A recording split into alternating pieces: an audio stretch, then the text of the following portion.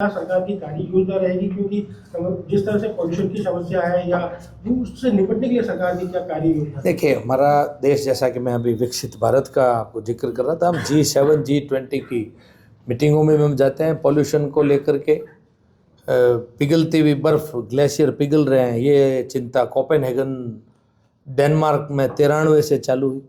लगातार हर वर्ष कोई ना कोई देश के अंदर इसकी चर्चा भी होती है। आज हम कार्बन उत्सर्जन, ज़ीरो कार्बन का वादा करने वाला देश है। पॉल्यूशन ना हो, नेशनल ग्रीन ट्रिब्यूनल की एक गाइडलाइन को फॉलो करके हम आगे बढ़ने वाले देश हैं, प्रदेश हैं। तो उन गाइडलाइन को फॉलो भी करना है, व्यापारियों को व्यापार भी करना है। इन सब विषय का अपने को ध्यान में रखते हुए आगे बढ़ने का ही सरकार की तरफ से भी सुझाव है। और व्यापारियों के पक्ष में क्या हो सके, व्यापारियों के लिए फ़ायदे के लिए क्या हो सके। टेक्सटाइल उद्योग के आपने जिक्र किया, तो हमारे मुख्यमंत्री जी ने सदन के पटल से टेक्सटाइल हब भीलवाड़ा में, पेट्रोलियम हब पचपदरा में, अलग अलग डिफेंस हब, मार्बल हब, सब जगह उन्होंने अलग अलग क्षेत्र के अंदर नई पॉलिसीज़ जो व्यापारियों के लिए हो सके, वो सब काम हमारे मुख्यमंत्री जी ने करने का संपूर्ण प्रयास किया है। स्टेट के जो व्यापारी है या टेक्सटाइल जुड़े हुए उद्योग के लोग हैं, उनका कहना है अब राजस्थान में एक बड़ा पावर लूम स्थापित है, क्योंकि रिफाइनरी अब यहाँ लगने वाला है, इसका जो बायो प्रोडक्ट निकलने वाला है, इसका जो फाइबर जो निकलेगा, उसको लेकर देखिए, आज तक ये चिंता आज से पूर्व नहीं की गई। प्रथम वर्ष सरकार बनते ही साहसिक कदम, राइजिंग राजस्थान जैसा साहसिक कदम उठाना, सिर्फ कदम ही नहीं उठाना, 35 लाख करोड़ के MOU करना, MOU नहीं करना, उसमें से 8 लाख करोड़ को ज़मीन पर उतार देना, उनकी शुरुआत कर देना। ये आज तक का एक ऐतिहासिक, मैं कहूँगा कि आने वाले समय की पीढ़ियाँ याद करेगी, वैसा ये समय चल रहा है राजस्थान की धरती पर।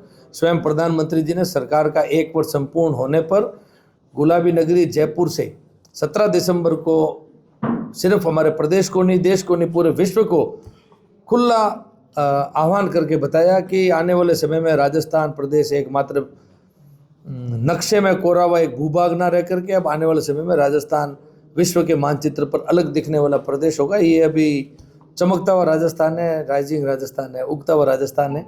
तो ये एक बदलते हुए राजस्थान की तस्वीर है। सभी प्रदेश आगे बढ़ेंगे तभी तो विकसित राजस्थान होगा, तभी ये विकसित भारत भी होगा। तो आने वाले समय में उद्योगों की, अलग अलग दिशा के उद्योगों की, रिफाइनरी से जुड़े हुए उद्योगों की लिए सरकार पूरी गंभीर भी है। अलग अलग निवेशकों को हम सिर्फ प्रदेश से नहीं, देश से नहीं, विश्व से हमने लगातार आमंत्रित किए हैं।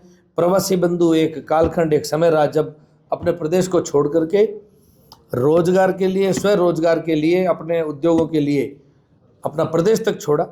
अब हमने उन्हीं प्रवासी बंधुओं से जाकर के आग्रह भी किया कि आपने यहाँ पर आकर के अपनी एक कर्म भूमि बनाई है, लेकिन फिर से अपनी मातृभूमि में भी आप आकर के एक एक उद्योग जरूर लगाएं और प्रदेश को, राजस्थान प्रदेश को मजबूत करें। तो मैं उम्मीद करता हूं कि हमारे प्रवासी बंधु भी इस रिफाइनरी से जुड़े हुए उद्योगों से आकर के निश्चित रूप से जुड़ेंगे। कुछ बड़े उद्योग, चाहे वो टायर से जुड़े हुए हैं, प्लास्टिक से जुड़े हुए हैं, केमिकल से जुड़े हुए हैं, फार्मा से जुड़े हुए हैं, अलग अलग तरीके के कई उद्योग लगने की यहाँ पर संभावनाएं भी है और प्रक्रियाधीन भी है। तो आने वाले समय में निश्चित रूप से, जैसा कि हमारे कुछ उद्योगपति कह रहे थे कि आने वाले समय का ये दुबई बनेगा, अमेरिका बनेगा। रिफाइनरी का उद्घाटन कब करेंगे? कुछ ही दिनों के अंदर कुछ और भी उद्घाटन साथ में शामिल हैं।